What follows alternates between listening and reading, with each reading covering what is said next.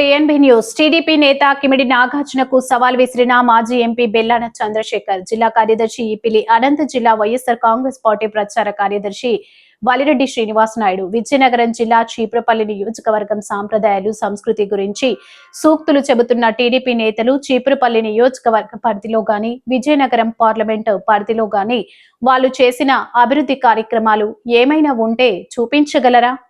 చీపురపల్లి నియోజకవర్గంలో గాని, ఈ పార్లమెంటు పరిధిలో గాని మీకు నచ్చిన పంచాయతీని ఎంచుకోండి.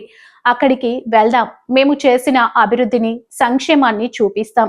మీరు చేసిన మంచి పని ఏదైనా ఉంటే చూపించండి. నోరుంది కదా అని ఏది పడితే అది మాట్లాడడం టీడీపీ నేతలకు తగదు.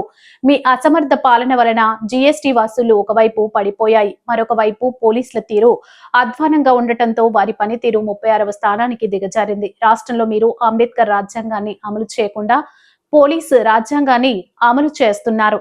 ఉపాధి హామీకి సంబంధించి రాష్ట్ర ప్రభుత్వం 40% చెల్లించాల్సిన పరిస్థితులు ఉన్నాయి.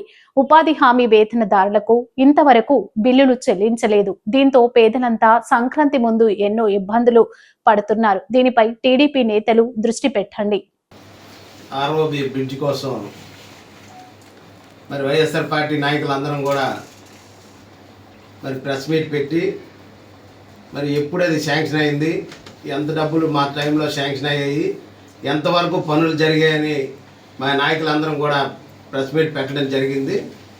దాని మీద మరి నాగార్జున గారు కానీ, అలాగే కళా వెంకటరావు గారు కానీ వీళ్ళు మాట్లాడుతూ మరి సాంప్రదాయాలను తొంగలో తొక్కి మేమేదో బ్రిడ్జి ప్రారంభించామని చెప్పి మరి మాట్లాడుతున్నారు.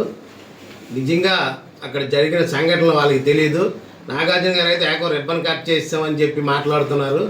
అక్కడ జరిగింది మేమైతే 2 రోజుల ముందు తెలుగుదేశం నాయకులు ప్రెస్ మీట్ పెట్టి, జనసేన నాయకులు ప్రెస్ మీట్లు పెట్టి ఈ బ్రిడ్జికి సంబంధించి బ్రిడ్జ్ అంతా కూడా కళా వెంకటరావు గారు వాళ్ళ కొడుకు కృషితోనే జరిగింది.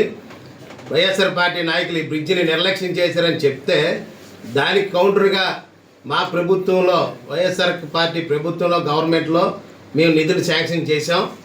ఈ ప్రభుత్వం వచ్చిన తర్వాత మీ కృషి ఏముంది ఈ బ్రిడ్జి మీద?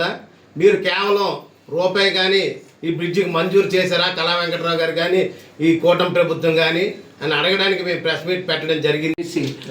ఎంఎస్పీ నిర్ధారణ పెట్టించి దాన్ని కొనుగోలు చేసే పరిస్థితి ఎంత కరోనా సమయంలో కానీ మీరెంత ఎక్కడ కూడా మీ జిఎస్టీ చూస్తే కింద ఉంది, మీ పోలీసు వ్యవస్థ చూస్తే అట్టడుగు స్థాయిలో ఉంది. వాటి మీద దృష్టి పెట్టి వాటి మీద చేయండి అని చెప్పి తెలియజేస్తా ఉన్నా.